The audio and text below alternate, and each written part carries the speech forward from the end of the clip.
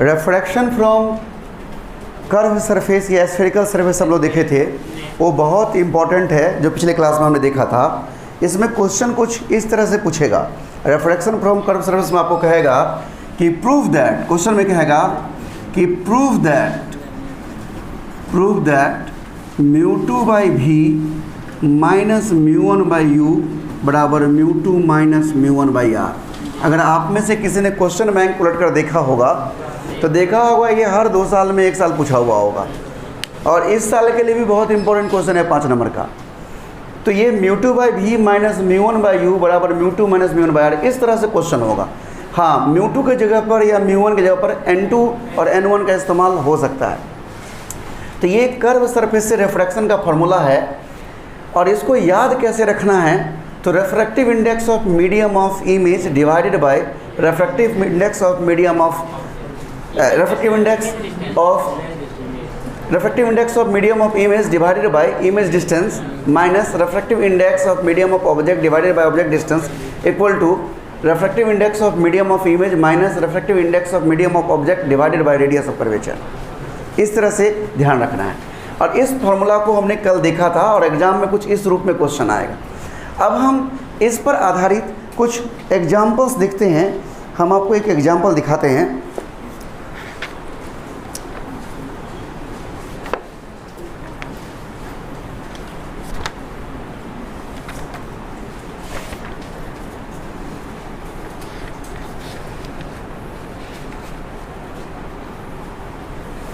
जैसे एक छोटा सा एग्जाम्पल शुरू करते हैं, कहेगा locate the image formed by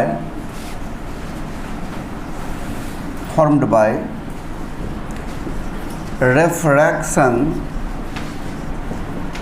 in the situation shown in figure।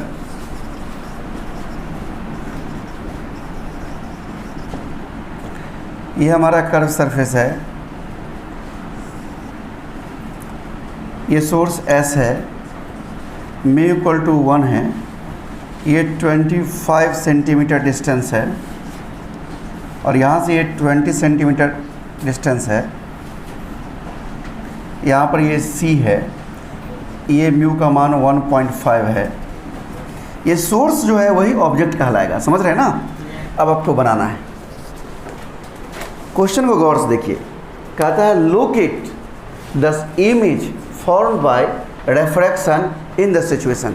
इस सिचुएशन में जो इमेज बनेगा उसको आपको दिखाना है, शोन इन फिगर, जो कि चित्र में दिखाया गया है। तो ध्यान दीजिए, यहाँ पर ऑब्जेक्ट ये हुआ, और ऑब्जेक्ट का इस कर्व सरफेस से एक कर्व सरफेस है जो 2 मीडियम 1 रेफ्रैक्टिव इंडेक्स वाला और 1.5 वाला को बांट रहा है। और कैसा सरफेस है ये? कर्व सरफेस है। तो ऑब्जेक्ट का डिस्टेंस कितना है? 25 सेंटीमीटर, 25 सेंटीमीटर। और रेडियस ऑफ कर्वेचर आर का वैल्यू कितना है? 20 मीटर। देख रहे हैं? अब सोचिए, यहाँ से रे जाएगा कुछ इस तरह से, यहाँ से रे जाएगा इधर, इंसिडेंट रे का दिशा ये हुआ, तो यहाँ से इधर प्लस मापेंगे और इधर क्या होगा? माइनस मापेंगे, यानी रेडियस ऑफ कर्वेचर क्या होगा? प्लस में होगा, और ये यू हमारा माइनस में होगा। ऑब्जेक्ट ये सोर्स किस मीडियम में है? तो जिससे रे इंसिडेंट हो रहा हो। तो किससे रे इंसिडेंट हो रहा है? 1 से, यानी हमारा मीडियम ऑब्जेक्ट यानी μ1 का मान 1 हुआ, और यहाँ से रिफ्लेक्शन किस में जाएगा? इसमें जाएगा। तो ये हमारा इमेज का मीडियम हुआ, यानी ये μ2 हो गया। यानी μ2 और μ1 सवाल में नहीं दिया हुआ रहता है, हम इसका फैसला करते हैं कि कौन μ1 होगा और कौन μ2 होगा। ये फैसला हम करते हैं। इसके बाद चूँकि कर्व सरफेस रिफ्रैक्शन हो रहा है, तो यहाँ पर लगाएंगे using formula for refraction from curve surface. तो क्या होता है formula? Refractive index of medium of image divided by image distance minus refractive index of medium of object divided by object distance बराबर refractive index of medium of image minus refractive index of medium of object divided by radius of curvature. इस तरह से याद रखना है। तो यहाँ पर इमेज का मीडियम जो है वो क्या है, उसका रेफ्रेक्टिव 1.5 और इमेज डिस्टेंस मुझे जानना ही है, यही हमें तो जानना है ना भी का वैल्यू, इमेज कहाँ है यही तो लोकेट करना है हमें। और μ1 का मान हमारा कितना है 1 और ऑब्जेक्ट डिस्टेंस क्या है -25 इक्वल टू μ2 यानी 1.5 माइनस μ1 यानी 1 और रेडियस ऑफ कर्वेचर कितना है 20। अब देखिए इसको हम ऐसे भी, ये प्लस हो जाएगा 1/25 इक्वल टू ये घटाएंगे ये 0.5/20 यानी 1.5/v इक्वल टू, इसको अगर सॉल्व कर देगा तो ये 1/40 हो जाएगा इक्वल, इसको इधर ले जाएंगे तो माइनस 1/25। अब हम इसका एलसीएम ले लें कि 200 इसका एलसीएम होगा 5 माइनस 8 यानी 1.5/v इक्वल टू -3/200 यानी v इक्वल टू क्या होगा 1.5 इंटू 200 डिवाइडेड बाय -3। यहाँ पर इसको सॉल्व कर दे तो क्या होगा 300 डिवाइडेड बाय 3 माइनस हो जाएगा यानी -100 सेंटीमीटर, यानी माइनस साइन आ गया, इसका मतलब बाईं तरफ इमेज बनेगा और कितना दूरी पर 100 सेंटीमीटर, ये पता चलेगा। तो देखना है कि रिफ्रैक्शन किस प्रकार के सरफेस से हो रहा है। जब भी हम न्यूमेरिकल बनाएं तो ये अवश्य देखें कि रिफ्रैक्शन किस प्रकार के सरफेस से हो रहा है। ये नहीं कि हम कोई भी सवाल देखें, कुछ भी देखें और कहीं भी कोई फॉर्मूला लगा दिए। सबसे पहले तो तय कर लीजिए कि किस प्रकार के सरफेस से रिफ्रैक्शन हो रहा है। हम एक और आपको उदाहरण दिखाने वाले हैं, नोट कर लिया आप लोगों ने। अब हम इधर मिटाएं थोड़ा,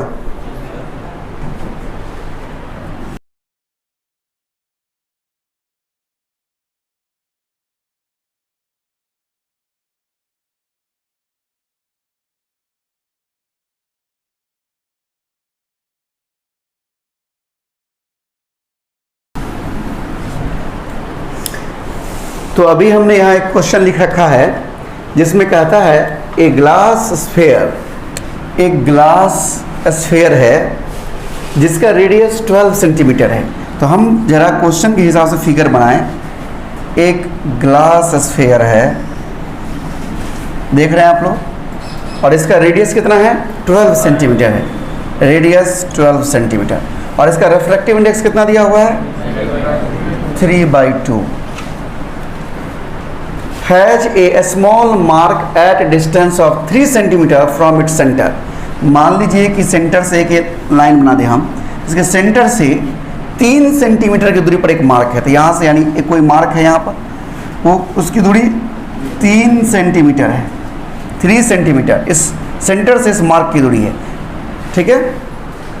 where this mark will appear, ये मार्क कहाँ दिखेगा, if it is viewed from the side nearest to the mark. इस मार्क के नज़दीक कौन सा साइड होगा, ये वाला कि ये वाला, ये वाला, यानी इधर से देखना है, इधर से देखना है तो मार्क कहाँ नजर आएगा, यानी ये मार्क हमारा ऑब्जेक्ट की तरह काम करेगा और इसका इमेज हमें बताना है कि कहाँ बनेगा। बात समझ रहे हैं, इस ऑब्जेक्ट का इमेज कहाँ बनेगा ये हमें बताना है। तो हम क्या करेंगे, सबसे पहले एक रे ऑफ लाइट सीधा इंसिडेंट करवाएंगे, सीधा इस ऑब्जेक्ट से सीधा जो यहाँ पर आएगा। और आप जानते हैं कि ये चूंकि सेंटर से पास करता हुआ लाइन यानी प्रिंसिपल एक्सिस है, प्रिंसिपल एक्सिस के अलॉन्ग आएगा तो सीधे पार कर जाएगा, यानी सीधे आंख में आ जाएगा। और दूसरा रे हम यहाँ से ऐसे लाएंगे। अब ये रे किधर जाएगा, चूंकि बाहर में तो हवा है, एयर है, और अंदर में डेंसर मीडियम 3/2 है रिफ्रैक्टिव इंडेक्स, तो सबसे पहले नॉर्मल खींचना होगा इस पॉइंट पर। हम सिखाए हैं कि जहाँ भी रे इंसिडेंट हो वहाँ पर नॉर्मल खींचते हैं। तो कैसे नॉर्मल खींचेंगे, तो इस पॉइंट को सेंटर से मिला देंगे, मिला दिए, इस पॉइंट को क्या किए सेंटर से मिला दिए। अब ध्यान दीजिए, चूंकि डेंसर से रेयर में आएगा तो नॉर्मल से दूर भागेगा, यानी ये रे ऑफ लाइट जो है वो कुछ ऐसे हो जाएगा, देख रहे हैं। तो अब रिफ्रैक्टेड रे यहाँ पर इधर है और ये है, क्या ये दोनों आगे बढ़ाने पे काटेगा, तो हम पीछे बढ़ाएंगे, यहाँ पर काटा, जहाँ पर काटा वो हमारा इमेज हो जाएगा, यानी इमेज यहाँ बने। ये तो हमारा रे डायग्राम हुआ। अब हम बना लेते हैं सवाल को। तो ध्यान दीजिए, इस जगह से रेडियस मापेंगे इस तरफ, तो इंसिडेंट रे आ रहा है इधर, देखिए ना, ऑब्जेक्ट से रे किधर आ रहा है, दायां से बायां, राइट से लेफ्ट, लेकिन आप नापेंगे रेडियस कहाँ से, यहाँ से लेफ्ट की ओर, यानी क्या होगा -12। किस मीडियम से रे इंसिडेंट हो रहा है, ये जो सतह पर रे आ रहा है वो किस मीडियम से आ रहा है, यानी 3/2 वाला से। तो वो मीडियम ऑफ ऑब्जेक्ट हो गया, यानी μ1 जो हो गया ऑब्जेक्ट का मीडियम, वो क्या हो गया 3/2। समझ रहे हैं? और रेफ्रेक्शन के बाद किस में जा रहा है, एयर में, यानी मीडियम ऑफ इमेज हो गया, वो 1 हो गया। अच्छा, ऑब्जेक्ट डिस्टेंस क्या है, यहाँ से देखिए वस्तु कितने दूर पर है, तो पूरा रेडियस 12 सेंटीमीटर है। पूरा रेडियस कितना है, 12 सेंटीमीटर है, जिसमें सेंटर से 3 सेंटीमीटर है। तो ये दूरी क्या हुआ, यहाँ से, यहाँ से दूरी मापते हैं, कहाँ से, पोल से। तो ये दूरी कितना होगा, 9 सेंटीमीटर। प्लस लेंगे कि माइनस लेंगे, माइनस लेंगे, और इमेज का डिस्टेंस जानना है। ठीक समझ में आया? यहाँ पर रिफ्रैक्शन किस सरफेस से हो रहा है, कर्व सरफेस से। यहाँ पर रिफ्रैक्शन कर्व सरफेस हो रहा है। Here refraction takes place from curve surface. Therefore क्या होगा, μ2/v minus μ1/u equal to μ2 minus μ1/r। अब हमारा इमेज का जो मीडियम हमारा वो 1 है और v जानना है हमें, और ऑब्जेक्ट का मीडियम वो 1.5 है, यानी 3/2 है, और ऑब्जेक्ट डिस्टेंस हमें पता है -9 सेंटीमीटर, और μ2 यानी इमेज का मीडियम 1 है और ऑब्जेक्ट का मीडियम 3/2 है, और रेडियस कर्वेचर -12 है। देखिए हाँ, रेडियस कर्वेचर माइनस लिए। इस प्लस माइनस में कहीं भी कोई डाउट है तो बोलिए एक बार, क्योंकि सभी दूरियां कहाँ से मापते हैं, पोल से। और इंसिडेंट रे जिधर आ रहा है, यानी दायां से बायां आ रहा है, और हम माप रहे हैं यहाँ से दायां। इंसिडेंट रे के विपरीत दिशा में मापी गई दूरियां ऋणात्मक होती है। तो 1/v प्लस 3, आइए 2 नीचे आ गया, 2 × 9 इक्वल टू ये -1/2 डिवाइडेड बाई -12। अब यहाँ से काट दीजिए, 1/v इक्वल टू 1/6, और यहाँ पर माइनस माइनस कैंसिल हो जाएगा, 1/24, इसलिए 1/v इक्वल टू 1/24 माइनस 1/6, यानी 24 एलसीएम ले लेंगे, 1 - 4, यानी v इक्वल टू 24/-3, यानी v इक्वल टू क्या होगा, -8 सेंटीमीटर। यानी वास्तव में यहाँ से 8 सेंटीमीटर की दूरी पर इमेज बनेगा, यानी ऑब्जेक्ट से 1 सेंटीमीटर इधर खिसका रहा है। कोई दिक्कत समझने में? नोट कर लीजिए, इधर बोर्ड मिटाएं।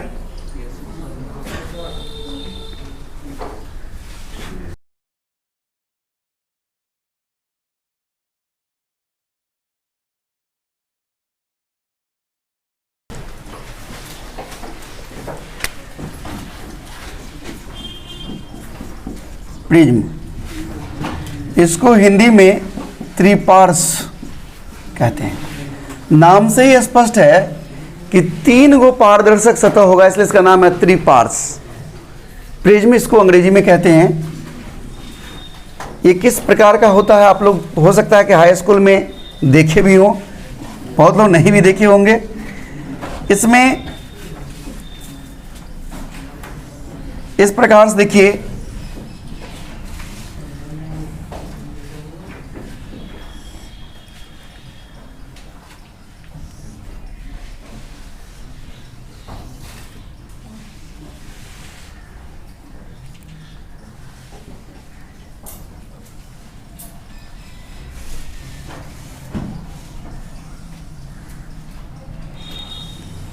ये हमारा त्रिपार्श का यानी प्रिज्म का फिगर है, जिसमें एक सतह आप गौर से देखिए, जिसका एक सतह जो है वो ये है। एक तरफ का सरफेस ये है इधर वाला, और एक तरफ का इधर है, एक पीछे वाला सरफेस है।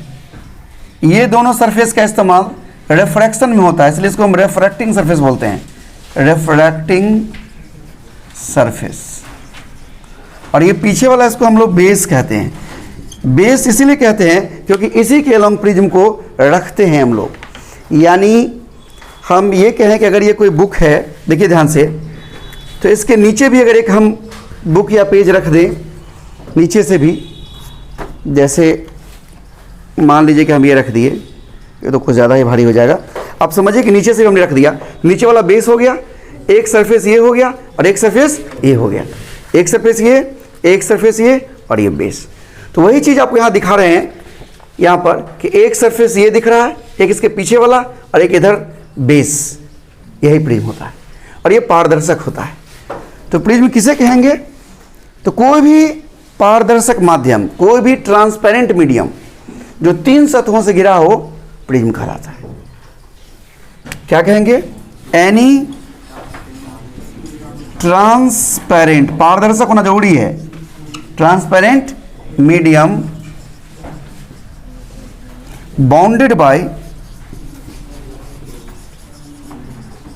3 surfaces is called प्रिज्म। कोई भी पारदर्शक माध्यम जो 3 सतहों से घिरा हो उसे क्या कहते हैं? प्रिज्म कहते हैं। अब ध्यान दीजिए, प्रिज्म में कुछ खास चीज होते हैं। क्या क्या खास चीज होता है? तो ध्यान दीजिए, इसका 2 सतह जो रिफ्रैक्शन में इस्तेमाल होता है उसे हम रिफ्रैक्टिंग सरफेस कहते हैं, और उस रिफ्रैक्टिंग सरफेस के बीच के कोण को एंगल ऑफ प्रिज्म कहा जाता है। इसको जो है उसको कहते हैं एंगल ऑफ प्रिज्म, यानी angle between 2 refracting surfaces is called angle of prism, angle of prism. इसका एक और नाम है और रिफ्रैक्टिव एंगल। क्या कहते हैं इसको? Refractive angle. ये क्या होता है? तो the angle between 2 refracting surfaces is called angle of prism। अब बात समझ में आपको यहां पर आया? जैसे हमने कहा कि ये 3 सतह होगा, अभी गौर करिए, मैंने कहा कि एक सतह ये होगा, एक पीछे होगा और एक नीचे से होगा। तो नीचे वाला जो रखा हुआ तो बेस हो गया, ये और ये सतह रिफ्रैक्शन में काम आया। तो इस दोनों सतह के बीच में जो कोण होगा, ये कोण, इसे क्या कहेंगे हम? Angle of prism. बात समझ रहे हैं? अब देखिए, एंगल ऑफ प्रिज्म तो आपको समझ में आ चुका है। अब रिफ्रैक्टिंग एज क्या होता है समझिए। इस सतह को बोलते हैं रिफ्रैक्टिंग एज, रिफ्रैक्टिंग एज, यानी दोनों रिफ्रैक्टिंग सरफेस जिस लाइन पर मिलता है। जैसे यहां पर इसमें देखिए, ये हमारा रिफ्रैक्टिंग सरफेस है और ये हमारा रिफ्रैक्टिंग सरफेस है इधर वाला, ये दोनों मिलता है किस लाइन पर? इस लाइन पर। तो ये जो हमारा लाइन है ये हमारा रिफ्रैक्टिंग एज कहलाएगा। यानी रिफ्रैक्टिंग एज के बारे में हम लोग क्या कहेंगे कि the common line between 2 refracting surface is called refracting edge. The common line between 2 refracting surface is called refracting edge। अब देखिए, रिफ्रैक्टिंग एज के लंबवत एक त्रिभुजाकार सतह है। जैसे यहीं देखिए, इसी में हम बार बार इसको समझाने की कोशिश कर रहे हैं कि ये देखिए, ये हमारा प्रिज्म अगर है, ये हमारा रिफ्रैक्टिंग सरफेस और ये रिफ्रैक्टिंग सरफेस है, नीचे से एक और बेस लगा हुआ है, तो ये एक त्रिभुजाकार सतह बन जाएगा। इसे हम कहते हैं प्रिंसिपल सेक्शन। यह प्रिंसिपल सेक्शन रिफ्रैक्टिंग एज के लंबवत होता है। समझ रहे हैं? तो हम यहां पर लिखेंगे इस बात को, प्रिंसिपल सेक्शन।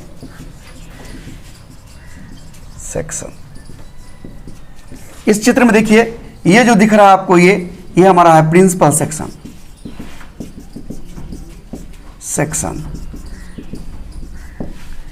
इसे क्या होता है? The plane,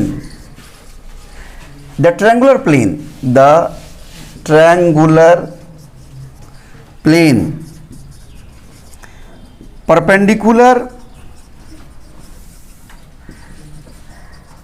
to refracting edge is called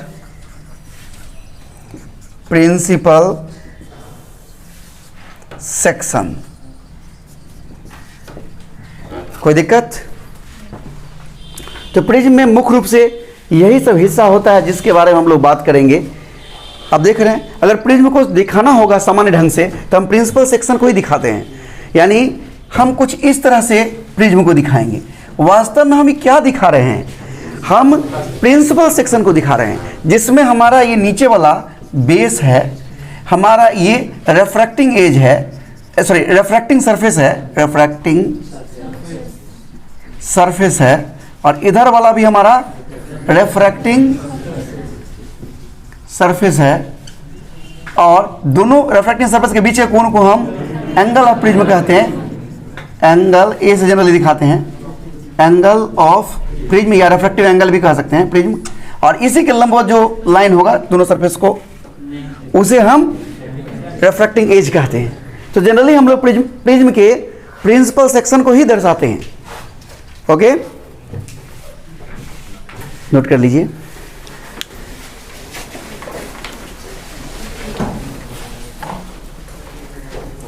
समझ रहे हैं?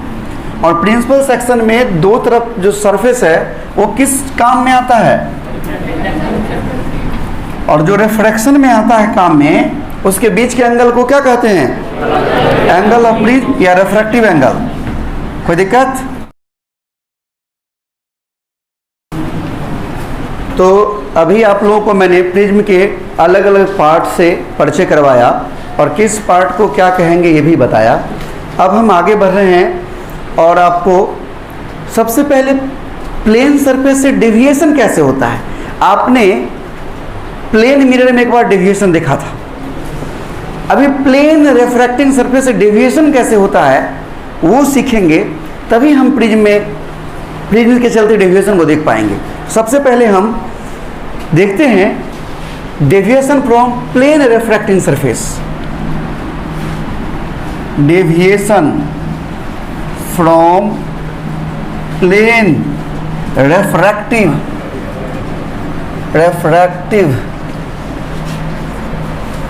सरफेस।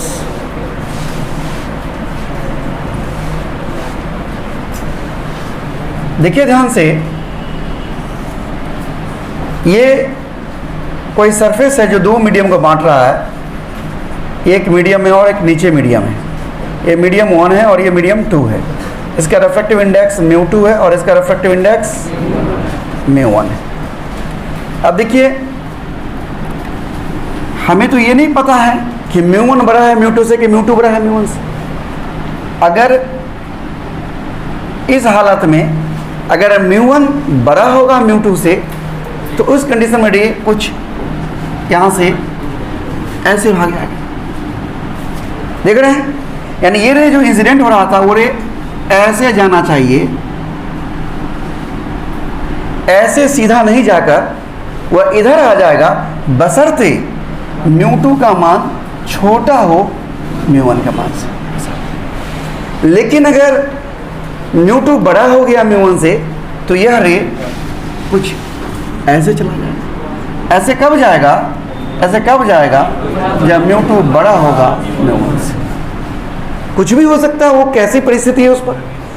अब ध्यान दीजिए, अगर मीडियम चेंज नहीं करता तो आपका रे सीधे इस डॉटेड लाइन के अनुसार सीधे आगे बढ़ता।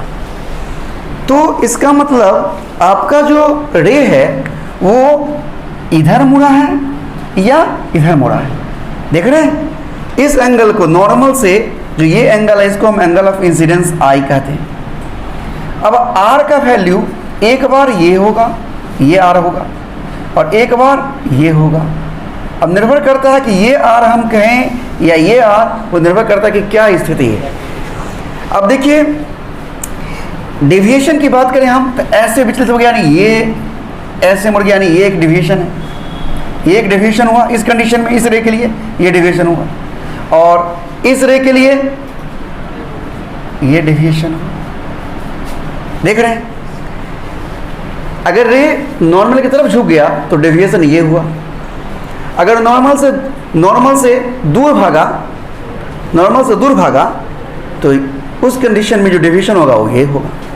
देख रहे हैं आप, असली लाइन, एक्चुअल लाइन जो है वो ये है। इससे इधर गया तो इधर विचलित हुआ, इधर गया तो इधर विचलित हुआ।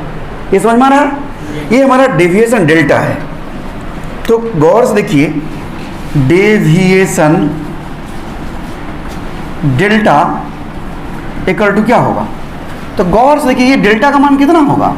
तो ये पूरा एंगल आर में से ये एंगल अगर आई है, यानी ये पूरा एंगल यहाँ से यहाँ तक कितना होगा? आई होगा। अब गौर से पकड़िए, ये पूरा एंगल यहाँ से यहाँ तक, ये एंगल कितना होगा? ये एंगल कितना होगा? आई होगा। तो इस ध्यान दीजिएगा, इस पूरे आर में से इस आई को माइनस कर दीजिएगा, डिवीजन निकल जाएगा, यानी आर माइनस आई होगा। और इसमें होगा आई माइनस आर। ये कब होगा आई माइनस आर? जब हमारा μ2 बड़ा हो μ1 से। दो कंडीशन हो जाता है, यानी डिविएशन आर माइनस आई भी हो सकता है और आई माइनस आर भी हो सकता है। इसलिए in general therefore division delta को लिखते हैं मॉड आई माइनस आर, यानी कह सकते हैं plus minus i minus r. बात समझ रहे हैं? हम मॉड लगा कर लिखते हैं, मॉड लगा देते हैं मतलब प्लस हो गया, यानी इसको थोड़ा सा और अच्छे से लिखें, यानी डेविएशन का मतलब हो गया कि plus minus i minus r हो गया। तो यानी प्लस या माइनस कुछ भी हो सकता है, इसलिए हम इसको generally mod i minus r कहते हैं। समझ रहे हैं? ये हमारा डेविएशन एंगल है। तो ध्यान रखिए, जब भी कभी डेविएशन निकालना होगा तो देखना है कि अगर डेंसर से रेयर में जा रहा है तो आर बड़ा होगा इससे, तो आर में से घटा देना है, जो बड़ा होगा उससे घटा देना है। और अगर रेयर से डेंसर में जा रहा हो तो आर छोटा होगा, तो बड़ा कोण में से छोटा कोण घटा देना है, यानी हमेशा एक प्लस में वैल्यू हमें लेना है। बात समझ रहे हैं? एक्चुअली ये हमेशा प्लस में वैल्यू आएगा, ठीक है? तो उस हिसाब से हम बात करेंगे। तो ये हमारा प्लेन सरफेस से डेविएशन। बात समझ रहे हैं? अब प्रिज्म के बारे में, प्रिज्म के सरफेस से डेविएशन देखेंगे, लेकिन आज समय नहीं है, आज यहीं तक रखेंगे।